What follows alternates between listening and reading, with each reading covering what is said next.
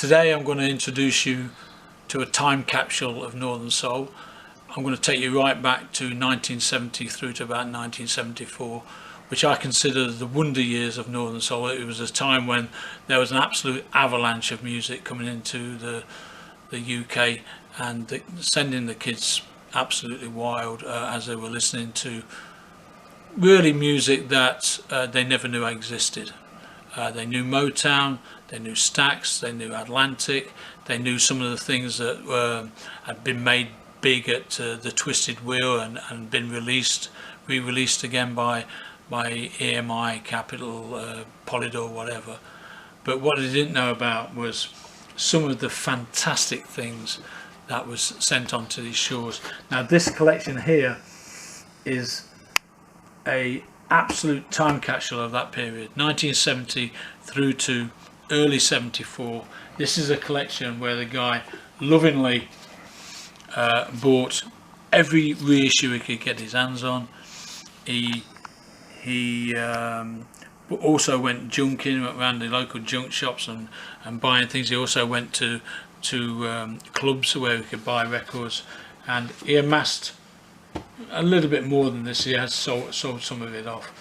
He amassed several hundred Northern Soul records, and I'd like to show you what's in there, because for me this is a time capsule of that period, the wonder years of Northern Soul. This is pre-Wigan, and the guy who sold these records said when Wigan started, he found it too commercialised and lost interest in what was to him a beautiful underground scene, but it just got too big and he stopped collecting records around about 1970. This collection I'm about to walk you through, I've called it the Time Capsule Collection, ranges over every spectrum of collecting rare soul there was at the beginning of the 70s, when Northern Soul was really in its infancy, and it shows the enthusiasm. His enthusiasm for the Soul City label. There's several Soul City records in there. Beautiful label that Dave Godin put together. Also the Deep Soul label. His enthusiasm for great labels, which we all had in those days. Two, the fact that you needed the sound. So these are acetates that were illegally cut by people up and down the country of great records. This is Al Wilson, Help Me. On the other side is a record that never ever took off. Everything is Everything, Sandy Waddy on Wand. Never took off as a Northern Soul monster like they expected it to. It was like a couple of evening wonder. And then there's another one, Carl Douglas, Something for Nothing. Another record that never really took off. And another one that did take off but was very quickly bootlegged by the Remarkables, I Can't Give You Up. And then there's things like Ben Aitken, Satisfied. These are all being cut by people who had the originals or had tapes of them, and then these were sold at the Northern Soul clubs round about £5 a piece. And that one's got the Don Boars, I've Been Cheated on the B-side.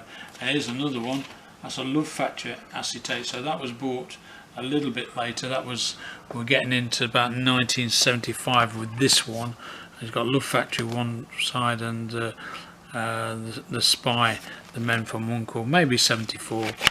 But this guy, who's this collection, you're about to see every spectrum of rare soul that could be bought in 1970 to 1974. He covered and beautifully looked after it, and then stopped collecting at the end of 74 when he became disillusioned with the scene, when for him it became too commercialised. Okay, before me today is a collection I've just purchased, which I've kept together because this is just a time capsule of the beginnings of Northern Soul. I say the beginnings, it's the era that I got into Northern Soul, which would have been 1970 to about 1974. This is pre-Wigan Casino, and it's just beautifully put together. Look, you can just see the sleeves and the records. But the time capsule is here. I'll run through it slowly with a few people. You see, there is a selected disc commissioned reissue from about 1973-74, and there's the famous reissue of Billy Butler's Right Track, and it came over and astonished everybody that it was the instrumental. They got the tapes mixed up at Columbia and sent Selectedist the instrumental, which caused a sensation. All of a sudden we could play the instrumental of one of the greatest all-time records. There is the reissue of Jerry Williams' Just Ask Me, which Calla re-recorded, or I should say Jerry Williams re-recorded, and put an extra bit in the middle, and it's got 1973 wrote on it. Now 73 was, that time was just when was the golden years of Northern Soul, in my opinion. It was pre-Wigan, or Wigan was just starting, and the magical things that were being played on the Northern Soul scene were inspiring, spine tingling, hair raising. It was absolutely brilliant. So what there was an avalanche of great records coming into the country, mainly because of Simon Susan, who had gone out to West Coast and lived in California, and he was finding a lot of things. Obviously people like John Anderson were going to the States as well, and bringing records back. And as the English kids and got access to these great records, Northern Soul absolutely exploded. After being such an underground scene at the Twisted Wheel for the Mods, playing great soul records, playing a few records that came through as being great Northern Soul records, like Baby Reconsider by Leon Haywood, etc. But today we have a time capsule, and I want to show you what was. This is an absolute mirror image of when I was a kid, and I was in my teens, early 20s, before I went to America looking for records. In 1976 was my first year, and this is what I was getting up on a Saturday morning to go to the market stores, to go to Selectedisc to find records. Now look what this guy's wrote here. Like One on Decca, heart-wrenching sound, takes the mind right back to those hot and steamy nights spent at the Torch, the Golden Torch in Stoke-on-Trent, and that's how we felt as kids. He's done a few more things on there. The Vibrations he didn't write anything about, but you know, Sock It To Me Baby was an English find. That's a nothing thing that probably came to him in a soul pack or whatever. But anyway, let's have a little flick through these and just have a look at the loving care and how originals are mixed in with second issues. And originals like this he obviously bought because they were good, quite cheap back in the day. I mean, he probably would have bought that for £3, £4, £5. Probably would have got that for maybe £6 or £7. And then there was things like this, another soul. See, and he would have bought this and he would have been really excited about this, but this is a bootleg, which came from California. But in those days it was all about having the record, not about original vinyl only. It was about having a record. That's another reissue that came through Selectedisc, where they ask Selectedisc ask Scepter One to repress these, and then there's a classic Robert Knight, Love on a Mountain Top.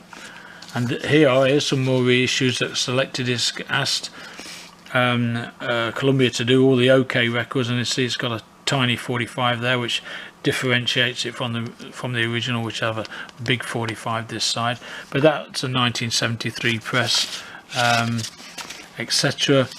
Lucky, very common record, but a huge record. In 1971, one of the biggest records in the country. Real Humdinger, real classic. And notice how he's done all this loving thing and then put sellotape over it. And the sellotape has gone and patinaed and gone and browned and foxed, and I think it looks great. I love all this stuff. Look at that, we've got one in the wrong sleeve. And there's another reissue that Selected Disc did, and note the small 45. The original has a large 45 about so big. And let's have a look at some more. I'll just flick through these so you can enjoy what this person was collecting at the time. Now there you go, there's a great Chicago record, but that was the first of the counterfeits. This is a counterfeit copy, whereas this is not a counterfeit copy. It's original press, and it's put, the words are different. There is two versions of this, so at the beginning the words are slightly different. Now have a look at that. That's the way you covered up records in the early 70s. You just rip the label off. What's that all about? Lee Andrews and the Hearts, Gonna Get Along Without You. He didn't want anybody to know what that was, so he just ripped the label off. And there's another reissue, again through Selected Disc. There's a classic Torch record, Fred Hughes, Baby Boy, etc. That was a massive Cats record. Memory Galore, It Ain't Necessary in the early days.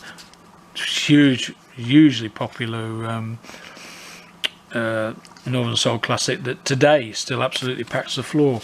The legendary Sue label, which he probably would have picked up on his travels, and again Major Lancey probably picked that up either in a record bar or possibly. Now this is a fine example of, in the early 70s there was a massive importation of the MGM label, distributors labels in Bradford, and there was allegedly 1 million records dropped in Bradford, Yorkshire, most of them Verves and MGMs, and that's where the Charades, the Triumphs, Walking the Duck, the Superiors, the Shalimars, the Times on MGM, all the MGM things were put there.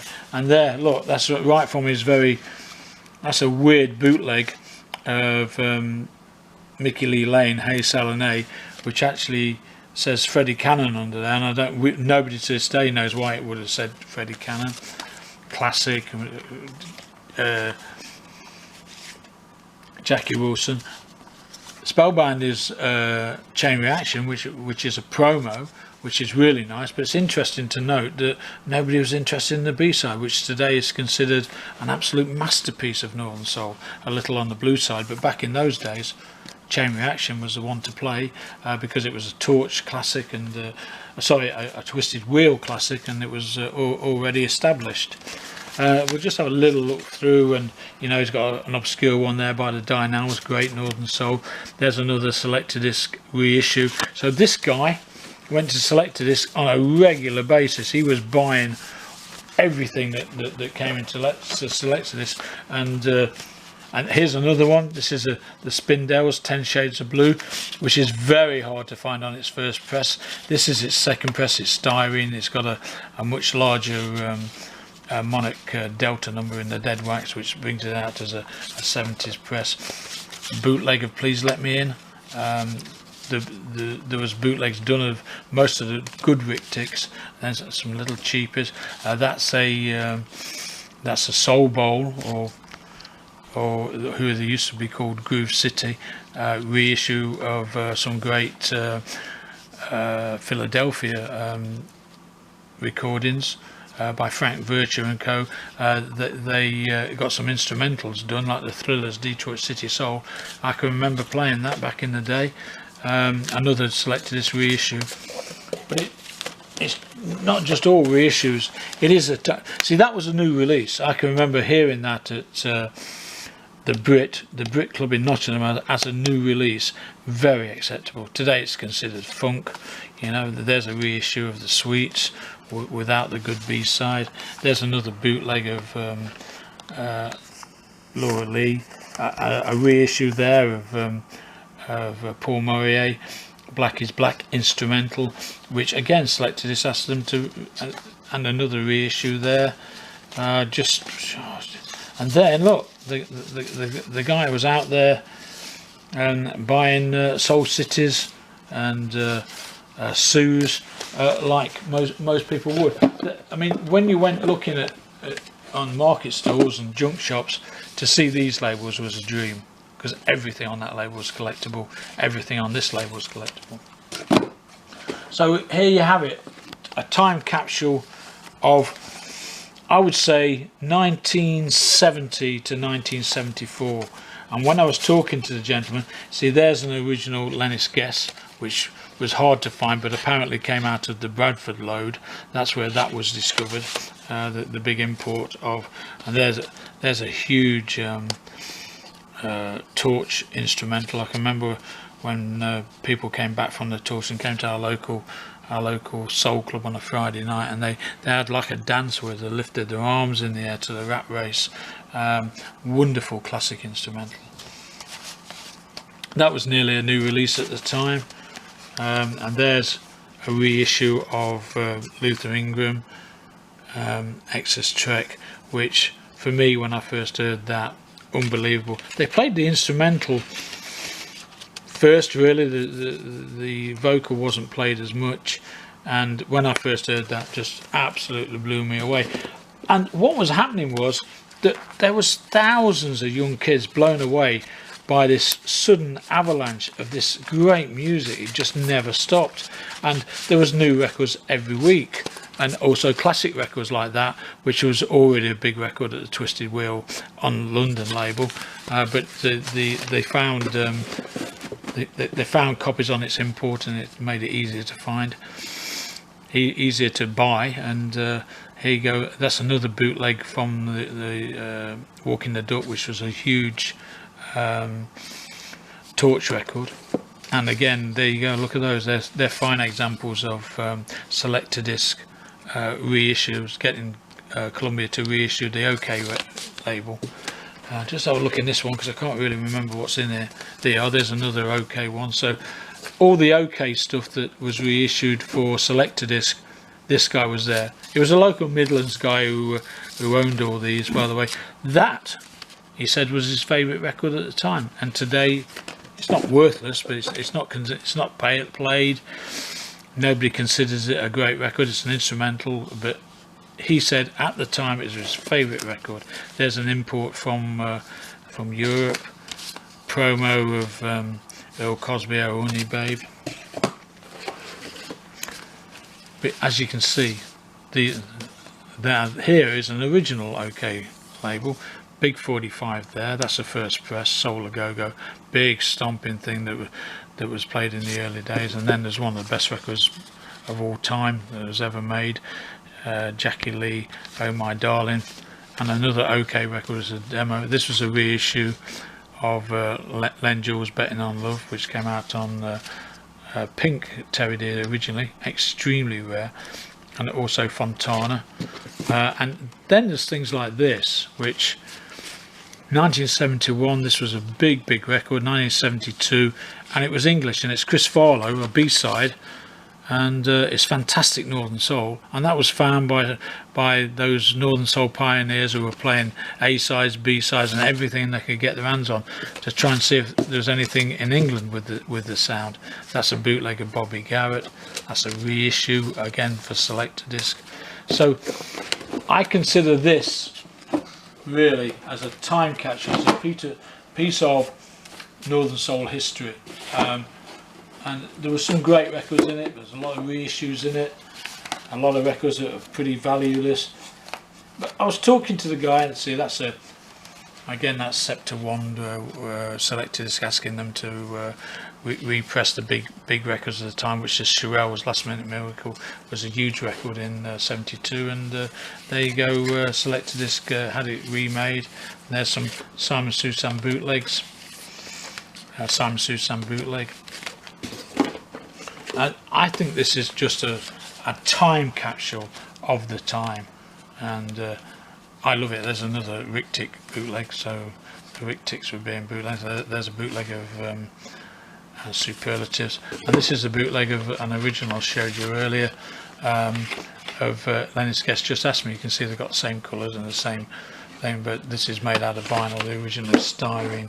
So it just goes on, and you got to love this label as well. A subsidiary of Soul City, and you know, they're just beautiful. As a kid, you're finding records like that on market stores, and you did. And as you can see, hole in the wall. I like to show you this one because this record was covered up locally. The guy who owned the records, his brother, brought this back from the Twisted Wheel, and it was in his collection. And the younger brother thought, I'll tell you what I'll do, I'll cover it up and you can see where it's stuck down another label over the top. I'll call it something else and play it to the local kids, and nobody will know what it was. And I actually can remember him doing that, and we didn't know what it was, and we thought it was great. But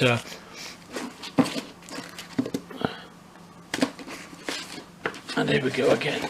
I'll just, if you have a look at here, that was a big Cats tune, and these are all, and you see then in the middle of it was a record that never went anywhere on the Northern Soul scene, but probably got picked up in a soul pack or something, and today's considered a sweet soul masterpiece. Really, it's beautiful, out of Newark, New Jersey, and there's it, that Sue label again, etc. There's the very first press of Cracked Up Over You by Danny White. When Selector Disc commissioned for it to be repressed, because this was a monster record, the Decca repressed it with tiny writing there instead of the large writing. And there's another one that never took off on the Northern Soul scene that much, but today is really collectible, and he must have bought that somewhere along the line, just liked it. First press of Charlie Rich, Love Is After Me, and some more Soul Cities. Look at that, he liked his Soul Cities.